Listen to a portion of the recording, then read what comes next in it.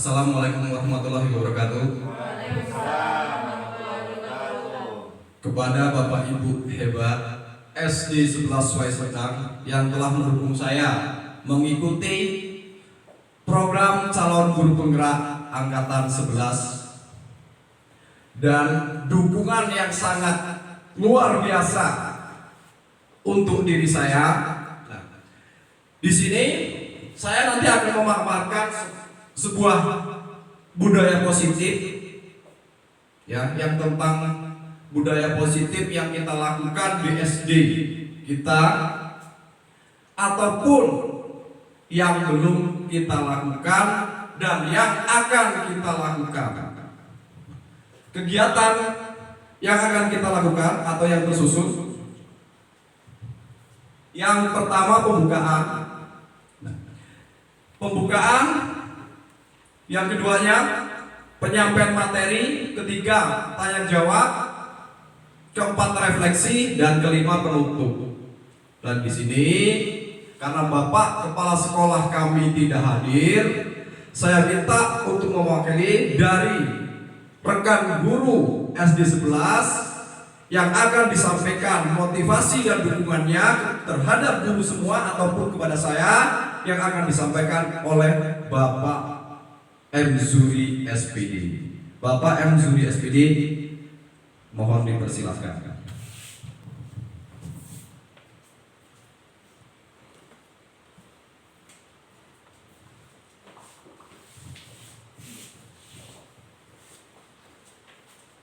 Assalamualaikum warahmatullahi wabarakatuh. Bapak Ibu, rekan-rekan Dewan Guru SD 11 Waiserdang, kemudian yang sangat saya banggakan Bapak Afik Widiarto SPD selaku calon guru penggerak dari SD 11 Waiserdang. Di sini mohon maaf sebelumnya karena Bapak Kepala Sekolah ada kegiatan yang tidak dapat ditinggalkan. Mohon izin bahwa Bapak dan Ibu saya mewakili atas permintaan beliau dari Bapak Afik Widiarto. Yang intinya saya selaku rekan guru sangat mendukung sekali apa yang telah dilaksanakan oleh Bapak Afik Widiarto. Tentunya kita berharap semua nantinya kalau bisa SD kita ini jadi pilot project lah, seperti itu lebih kurangnya, atau sebagai contoh dari wilayah guru lain. Dan tentunya setelah nanti Bapak Afik Widiarto telah selesai mengikuti CGP, diikuti oleh rekan-rekan guru yang lain. Dalam hal ini rekan-rekan kita masih cukup potensial, betul, masih muda-muda, kesempatannya masih sangat banyak. Jangan bosan-bosan, terutama rekan-rekan guru yang masih muda-muda ini, untuk memajukan pendidikan khususnya di SD kita, SD Negeri 11 Waiserdang, dan tentunya untuk Kabupaten Mesuji. Mungkin itu sedikit mewakili dari Bapak Kepala Sekolah. Mohon maaf atas kekurangan. Assalamualaikum warahmatullahi wabarakatuh.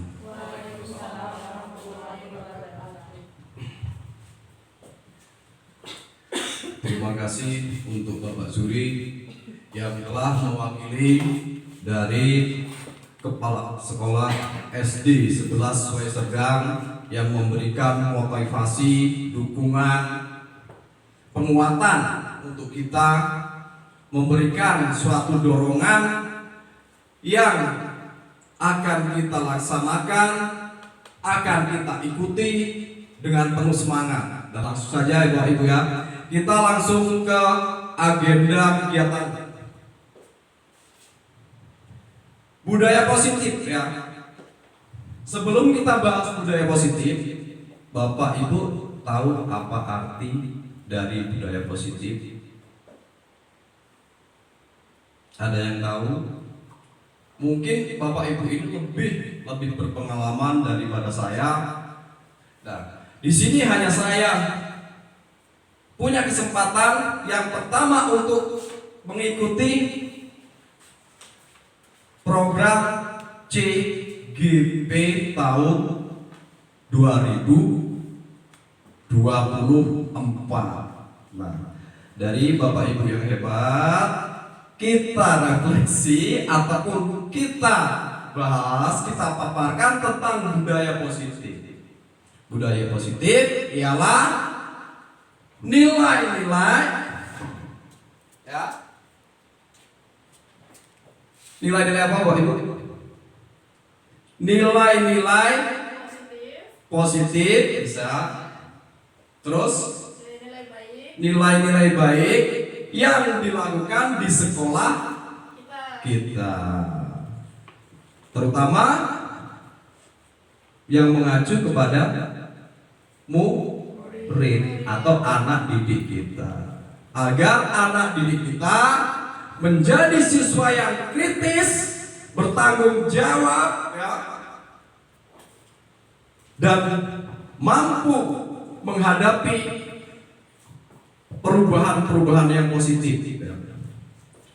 Di dalam budaya positif, di sini sudah dipaparkan, ya, seorang guru yang baik harus memiliki kemampuan dalam mewujudkan budaya positif di sekolah. Budaya positif tersebut dapat dijalankan dengan menerapkan konsep inti seperti ada 6 ya, Bapak Ibu ya. Ada 6 konsep budaya positif. Yang pertama, ada disiplin positif.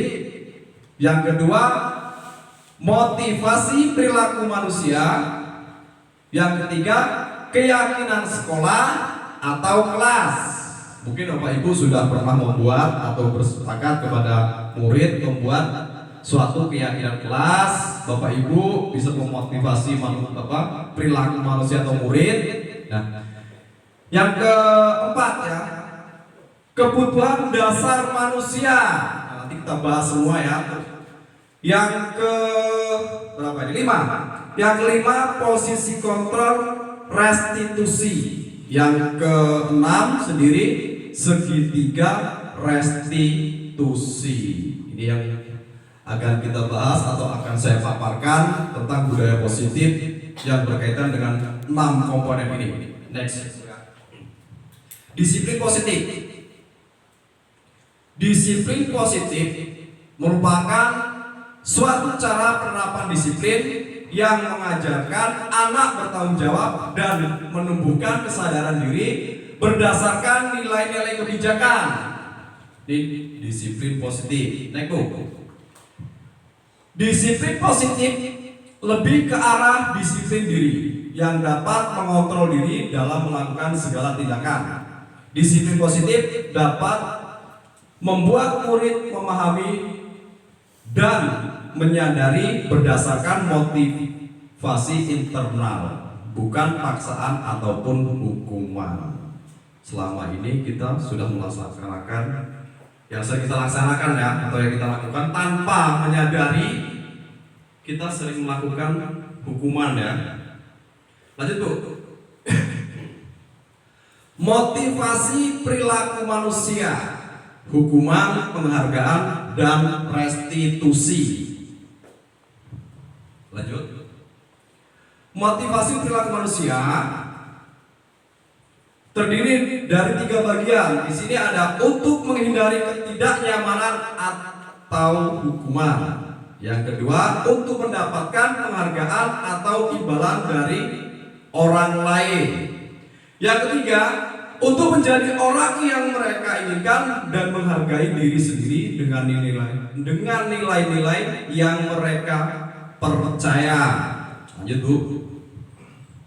Hukuman, konsekuensi, dan restitusi.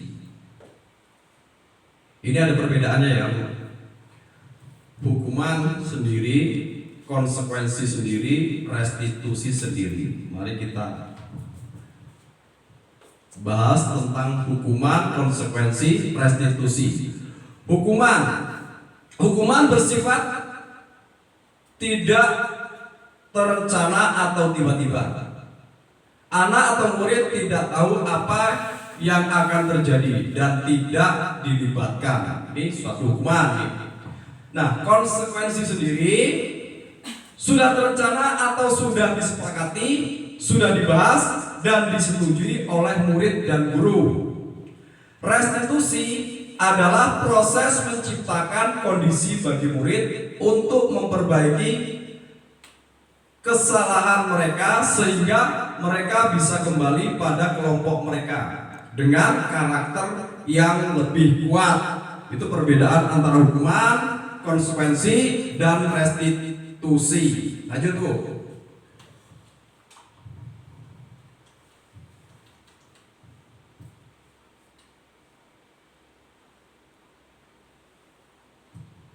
Posisi kontrol tadi Bu ya, slide yang tadi Bu ya, yang posisi kontrol. Posisi kontrol tadi Bu.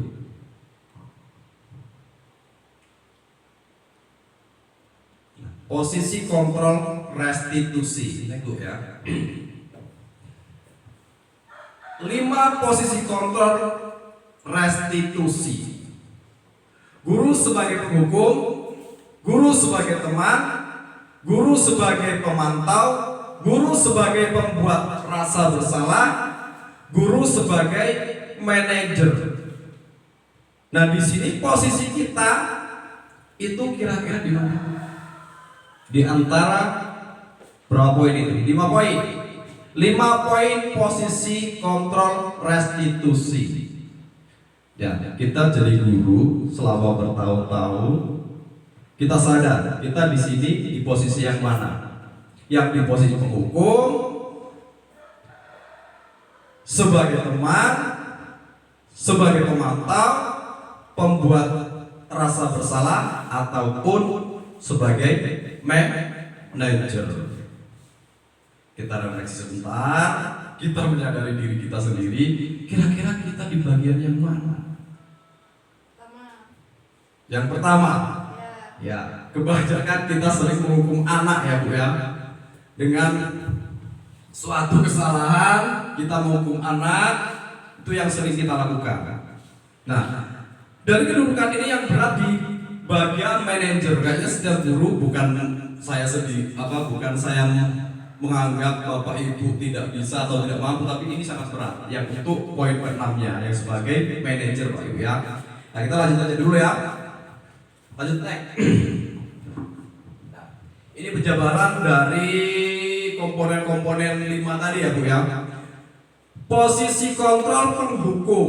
Nah, di sini penjabarannya, seorang penghukum bisa menggunakan hukuman fisik maupun verbal. Orang-orang yang menjalankan posisi penghukum senantiasa mengatakan bahwa sekolah memerlukan sistem atau alat yang dapat lebih menekan murid-murid lebih dalam lagi. Guru-guru yang menerapkan posisi penghukum akan berkata, patuhi aturan saya atau awas. Nah, itu kira-kira menekan Anda nggak? Tentunya menekan ya. Nah, yang kedua di sini ada kamu selalu saja salah. Ini biasanya mengakibatkan seseorang akan dendam.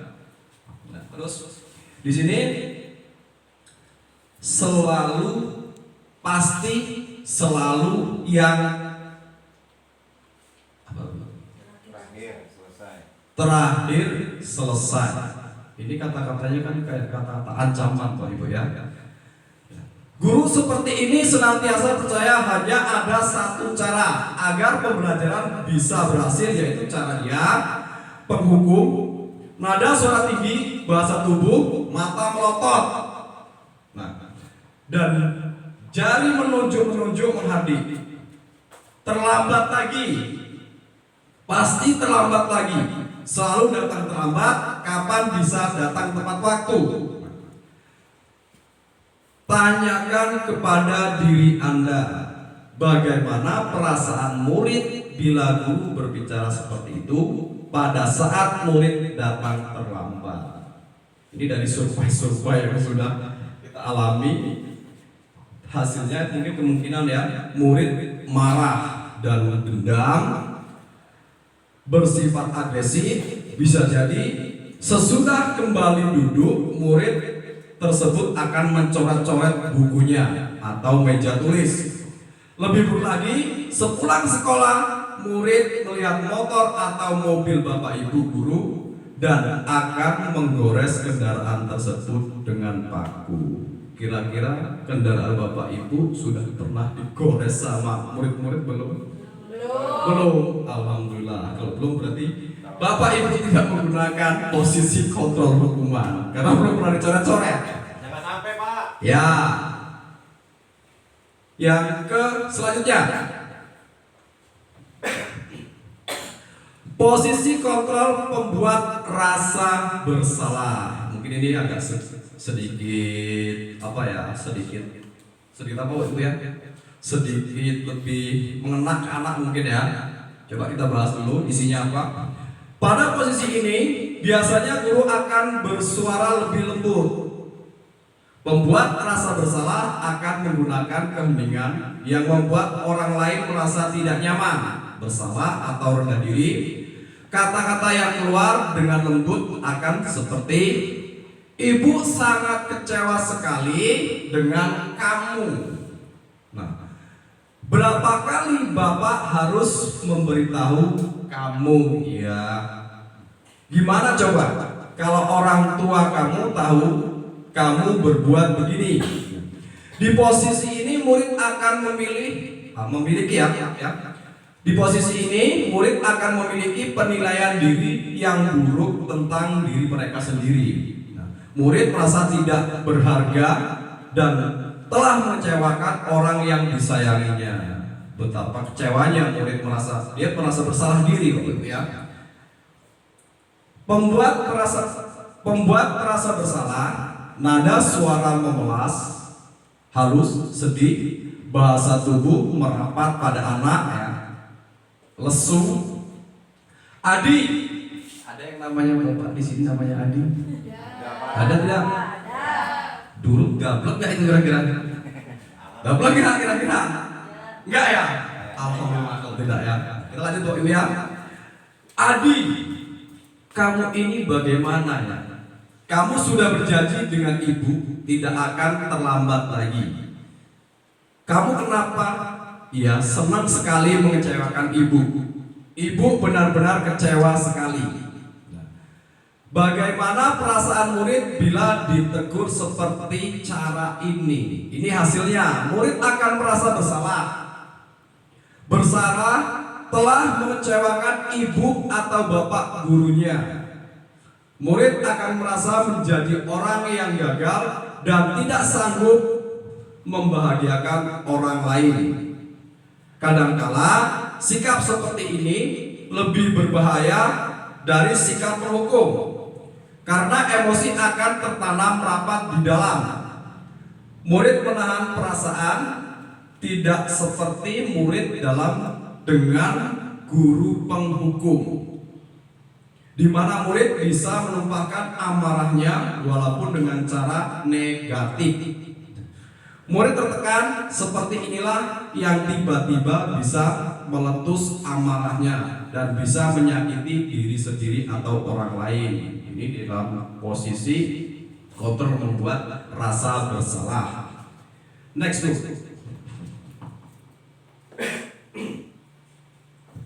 Posisi kontrol sebagai teman. Guru pada posisi ini tidak akan menyakiti murid, namun akan tetap berupaya mengontrol murid melalui persuasi. Posisi teman pada guru bisa negatif atau positif. Maaf Pak Ibu ya. Ini masih ada azan, kita break sebentar ya.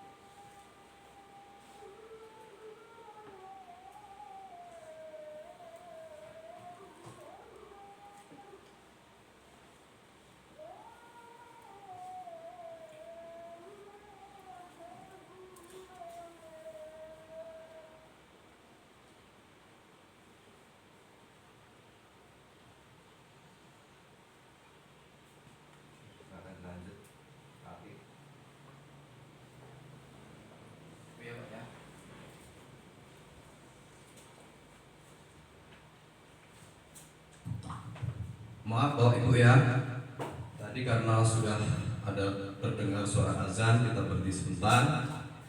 Kita bisa lanjutkan Bapak Ibu? Kita lanjut ke posisi kontrol sebagai teman ya.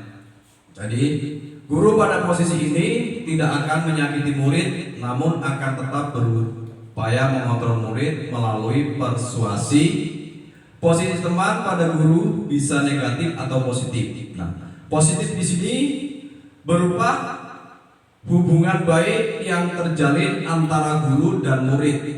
Guru di posisi teman menggunakan hubungan baik dan humor untuk mempengaruhi seseorang. Mereka akan berkata, ayo bantulah demi Bapak ya. Ayo ingat, tidak bantuan Bapak selama ini. Ya sudah, kali ini tidak apa-apa. Nanti Ibu bantu bereskan.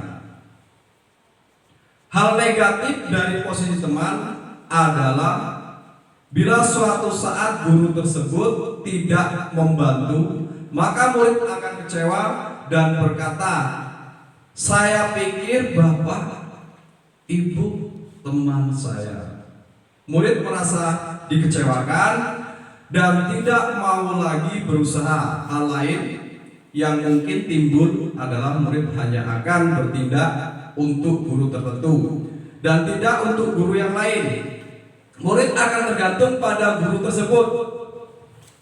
Teman, nada suara, ramah, akrab, dan bercanda. Bahasa tubuh merapat pada murid. Mata dan senyum jenaka. Mata dan senyum jenaka ya. Adi, ayolah, bagaimana sih kamu? Kemarin kamu sudah janji kepada Bapak bukan? Kenapa terlambat lagi? Sambil tertawa ringan ya. Ya sudah, tidak apa-apa. Duduk dulu sana, nanti Pak Guru bantu. Kamu ini sambil senyum-senyum.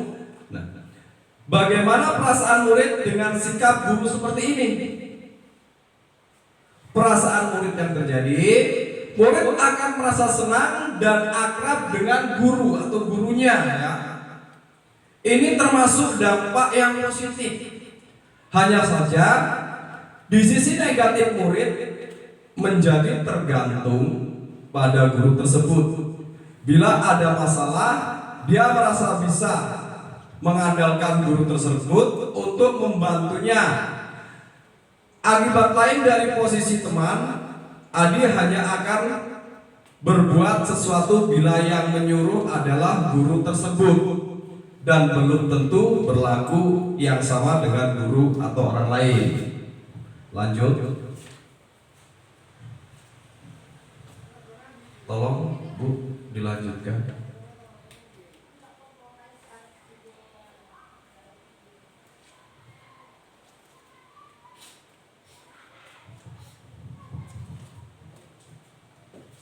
Terkendala Bu ya? Tidak. Aman.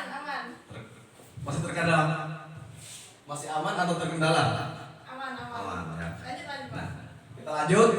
Posisi kontrol sebagai pemantau. Kalau tadi sebagai teman, sebagai penghukum, sekarang sebagai pemantau. Memantau berarti mengawasi. Pada saat kita mengawasi, kita bertanggung jawab atas perilaku orang-orang yang kita awasi. Posisi pemantau berdasarkan pada peraturan-peraturan dan konsekuensi.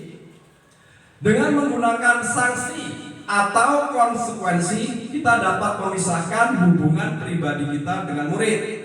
Sebagai seseorang yang menjalankan posisi pemantau, pertanyaan yang diajukan seorang pemantau, peraturannya apa? Apa yang telah kamu lakukan? Ini sebagai contoh-contoh pertanyaannya sebagai posisi kontrol sebagai pemantau ya Bapak Ibu ya. Sanksi atau konsekuensi apa? Seorang pemantau sangat mengandalkan penghitungan catatan data yang dapat digunakan sebagai bukti atas perilaku seseorang. Posisi ini akan menggunakan stiker, slip catatan, daftar cek. Posisi pemantau sendiri berawal dari teori stimulus respon yang menunjukkan tanggung jawab guru dalam mengontrol murid. Pemantau nada suara datar, bahasa tubuh yang formal. Guru, adik, tahukah kamu jam berapa kita memulai? Jawab dari adik, tahu Pak. Guru sendiri, kamu terlambat 15 menit. Apakah kamu sudah mengerti konsekuensi yang harus dilakukan bila terlambat?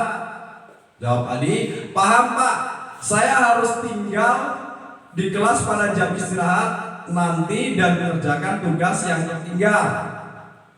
Ya benar, nanti pada saat jam istirahat kamu harus tinggal di kelas untuk menyelesaikan tugas yang tertinggal tadi.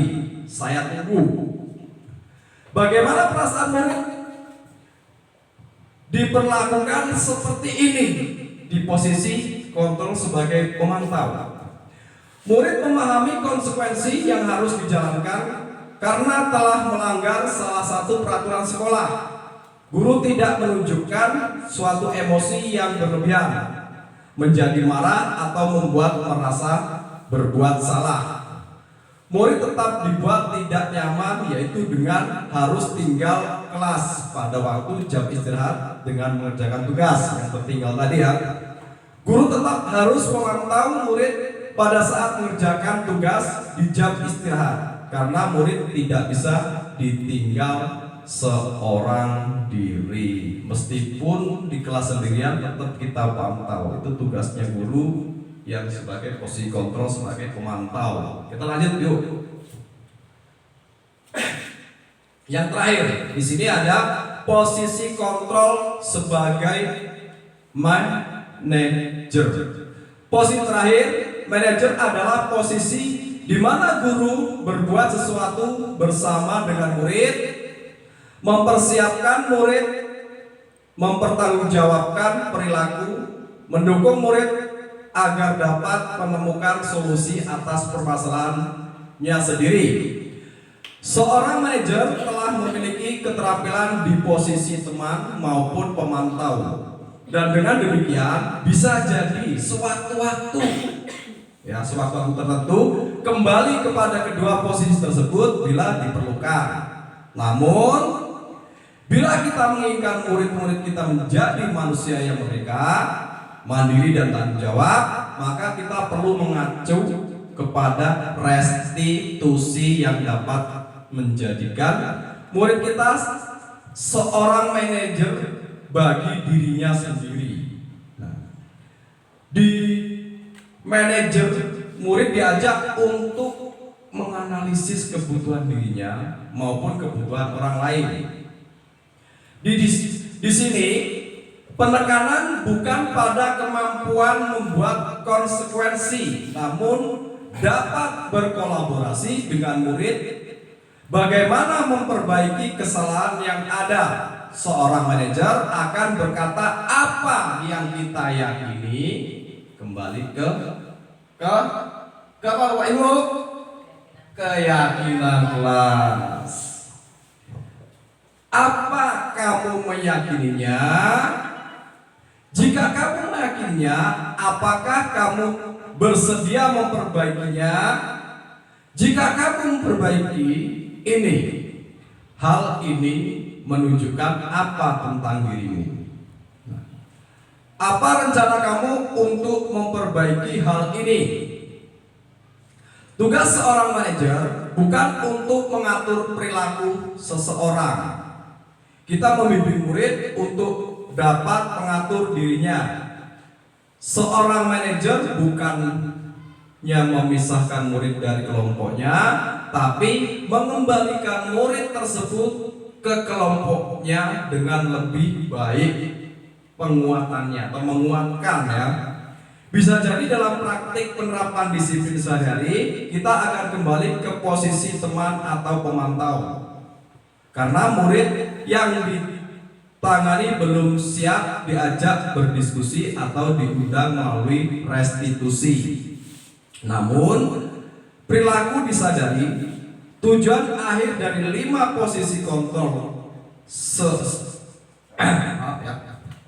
seorang guru adalah pencapaian posisi manajer, di mana di posisi inilah murid dapat menjadi pribadi yang mandiri, merdeka, dan bertanggung jawab atas segala perilaku dan sikapnya. Yang paling akhirnya dapat menciptakan lingkungannya atau lingkungan yang positif, nyaman, dan aman. Ini di posisi kontrol sebagai manajer, guru sebagai manajer lebih mendekat diri kepada murid tentunya. Lanjut Bu. Posisi kontrol sebagai manajer. Manajer nada suara tulus, bahasa tubuh tidak kaku, mendekat ke murid. Dengan contoh guru Adi, apakah kamu mengetahui jam berapa sekolah dimulai? Tahu Pak, jam 7.00 jam 7 pagi Ya, jadi kamu terlambat. Kira-kira bagaimana kamu akan memperbaiki masalah ini? Saya bisa menanyakan teman saya Pak untuk mengerjakan tugas yang tertinggal. Baik, itu bisa dilakukan. Apakah besok akan ada masalah untuk kamu agar bisa hadir tepat waktu di sekolah? Tidak Pak, saya bisa hadir tepat waktu. Baik, saya hargai usaha untuk memperbaiki diri. Bagaimana perasaan murid diperlakukan seperti ini? Posisi manajer ini Pada posisi manajer, maka suara guru sebaiknya tulus, tidak perlu marah-marah, tidak perlu meninggikan suara, apalagi menunjuk-nunjuk jari ke murid, berkaca pinggang atau bersikap seolah-olah menyesal, tampak sedih sekali akan perbuatan murid ataupun bersendagura menempatkan diri sebagai teman murid.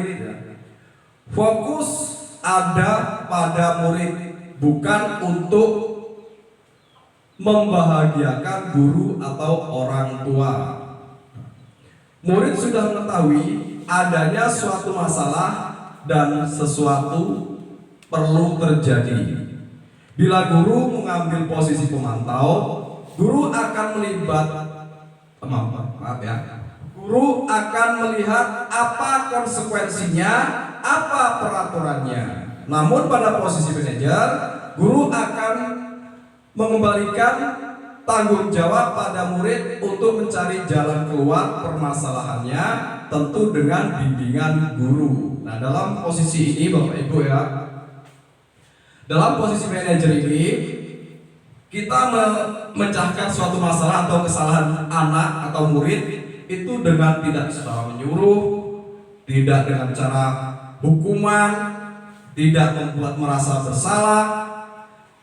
Yang terjadi di sini, seorang murid atau siswa dia tahu kesalahannya. Nah, setelah dia tahu kesalahannya, baru kita mendampingi untuk menyelesaikan suatu masalahnya tersebut. Jadi dia akan tertekan, dia akan mencari solusi untuk kesalahan itu yang akan ke depannya, dan dia tidak akan melakukannya lagi kesalahan-kesalahan yang ia lakukan. Sekarang lanjut. Segitiga restitusi. Segitiga restitusi, yang pertama menstabilkan identitas,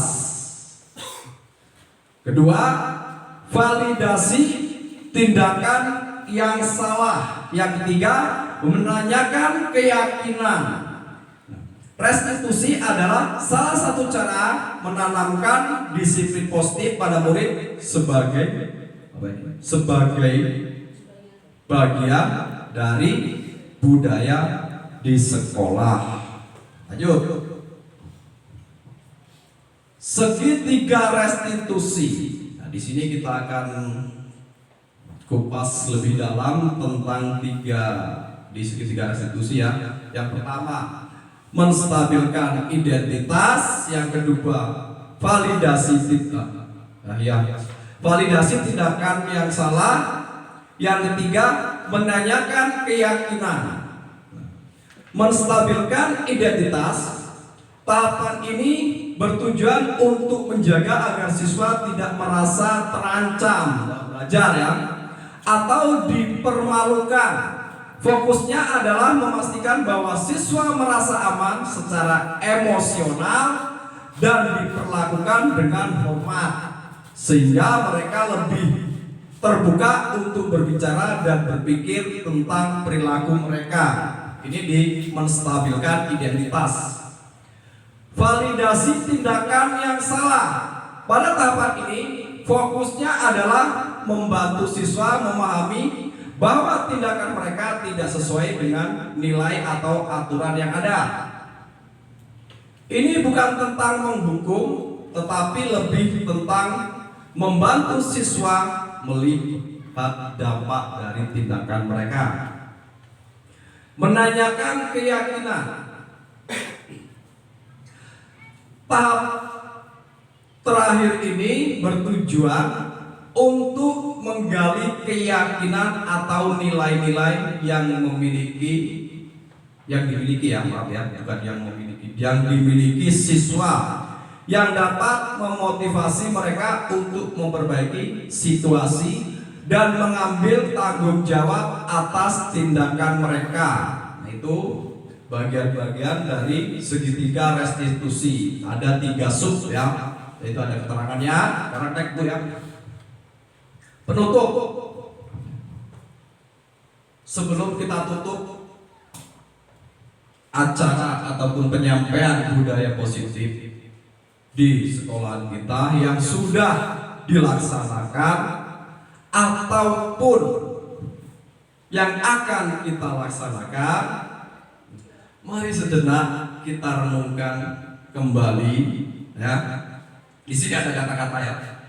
Sebagai penutup, mari kita renungkan bahwa pendidikan adalah seni ya, untuk mengembangkan potensi manusia dengan menerapkan konsep-konsep budaya positif seperti disiplin yang membangun dan segitiga restitusi ya. Kita tidak hanya membentuk perilaku siswa, tetapi juga membantu mereka berkembang secara emosional dan sosial melalui komunikasi yang efektif, keterampilan penyelesaian konflik, dan pendekatan inklusif. Kita menciptakan lingkungan belajar yang mendukung dan menghargai setiap individu. Teruslah berkomitmen untuk menjadi pendidik yang memberdayakan dan menginspirasi, karena setiap usaha kita adalah investasi dalam masa depan yang lebih cerah ya. Terima kasih atas dedikasi dan kontribusi Anda atau Bapak Ibu dalam menciptakan budaya positif di sekolah. Nah, itulah tadi Bapak Ibu tentang budaya sekolah yang saya dapatkan selama mengikuti program CGP Angkatan 11. Dari pemaparan saya, jika ada perkataan yang tidak pas atau tidak baik, saya mohon maaf sebelumnya. Jadi belum saya tutup ya Bu ya. Ini ada sesi diskusi ataupun tanya jawab. Mungkin dari semua pemaparan saya ada yang ada ganjalan di Bapak Ibu untuk ditanyakan ataupun penjelasannya, ataupun ada yang ingin menambahkan program ini Pak yang kita jalankan tentang budaya positif. Silakan Bapak Ibu, jika mau bertanya dipersilahkan. Silakan, siapa? Sudah pada sini.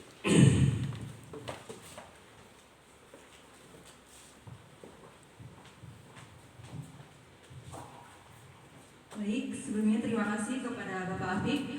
Di sini saya mewakili dari beberapa guru ingin bertanya mengenai tentang budaya positif. Kita sebagai pendidik atau guru, bagaimana cara kita memotivasi internal dalam budaya positif tanpa adanya sebuah paksaan atau hukuman? Baik, itu saja yang mungkin dapat saya tanyakan. Terima kasih atas masukan atau pertanyaan dari Bu Astri ya. Pertanyaan yang sangat luar biasa ya, yang perlu kita bahas sangat luar biasa ini. Mungkin dari Bapak Ibu ada yang mau ibaratnya menanggapi pertanyaan dari Bu Astri? Ada tidak? Apa Bu Vina? Bu Eni? Gimana Bu Eni mau menanggapinya? Kalau tidak, saya tanggapi langsung ya. Langsung saja saya tanggapi ya. Kita menanamkan budaya positif kepada anak tanpa memaksa tadi Bu ya, tanpa memaksa. Sambil kita berpikir ya, memaksa. Berarti tentunya dengan cara kita perlu pendekatan kepada murid, kita menuntun murid, kita mengikuti murid itu sesuai dengan kodratnya atau keahliannya. Jangan memaksakan, contohnya, nak kamu harus bisa seperti ini. Tidak, kita yang mengikuti, membimbing dan mengarahkan. Karena setiap anak memiliki suatu kelebihan masing-masing. Ya, jadi kita harus tahu dulu karakter anak, harus tahu dulu kelemahan anak dan kelebihan anak. Yang tentunya dan intinya yaitu pendekatan kepada dan kita berpusat kepada dan menuntun murid. Itulah tugas kita. Berat tidak boleh? Berat ya. Tapi yang itu kita laksanakan. Semoga yang kita laksanakan untuk memajukan sekolahan atau memajukan murid yang dulu tidak tahu, tidak bisa, kita ajarkan, nanti kita akan dapat imbalan yang lebih dari itu ya.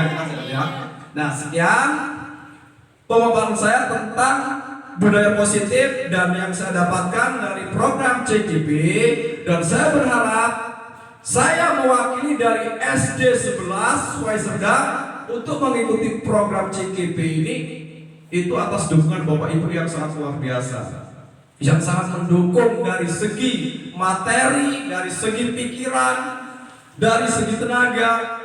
Dengan keterbatasan saya ya untuk mengikuti program ini, udahlah, kalau nggak ada dukungan dari Bapak Ibu kayaknya saya tidak mampu. Nah, harapan saya setelah saya selesai melaksanakan ini, dari Bapak Ibu juga akan menyusul mengikuti program-program dari pemerintah ini. Ini program ini bagus tidak kira-kira? Nah, sangat bagus. Setuju tidak? Nah, terima kasih Bapak Ibu. Nah, saya minta satu dari Bapak atau Ibu guru untuk merefleksi kegiatan kita hari ini tentang budaya positif sebelum ditutup. Silakan yang mewakilinya. Bu Pina, silakan Bu Pina.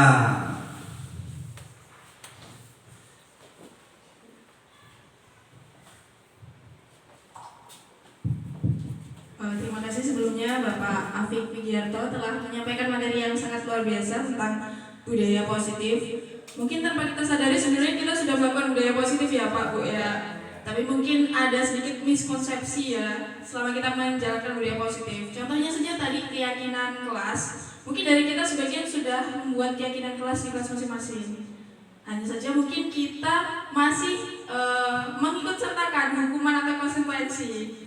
Contohnya tidak mengerjakan PR, menyapu halaman, datang terlambat, sit up atau push up, lari keliling lapangan. Setelah disampaikan kepada dari Bapak Afif, ternyata itu salah. hukuman konsekuensi itu tidak benar. Yang benar tadi restitusi ya Pak Afik ya, dimana kita membuat peserta didik merasa bahwa oh ini salah, harus diperbaiki. Kita harus menuntut peserta didik gimana sih cara memperbaikinya, dan itu yang belum kita lakukan. Mungkin kedepannya dengan adanya Pak Afik kita bisa belajar lebih dalam lagi bagaimana cara agar kita dapat membuat anak melakukan restitusi di kelas kita masing-masing.